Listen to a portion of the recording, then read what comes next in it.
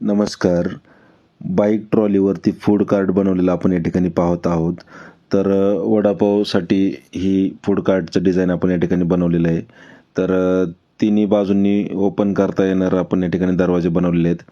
तर या जी गाडी आपण जी बनवली ह्याला रिव्हर्स फॉरवर्ड गिअरबॉक्स आहे. रिव्हर्स फॉरवर्डमुळे वळवण्यासाठी सोपं आहे. तसेच दोन्ही चाकांना ब्रेक असल्यामुळं कंट्रोल चांगला आहे. पाठीमागं पाट आहेत, समोर डबल शॉक अब्सॉर्बर आहे. साधारणतः 1 टनापर्यंत लोड क्षमता या गाडीची आहे. तर समोर जे आहे ते आपण ग्लास बसवल्यामुळं गाडी चालवताना वारा वगैरे लागत नाहीये. तर Indian agro industry Chakan Pune या ठिकाणी प्रत्यक्ष भेट देऊन तुम्ही या बाईक ट्रॉलीचा लाईव्ह डेमो स्वतः चालवून पाहू शकता.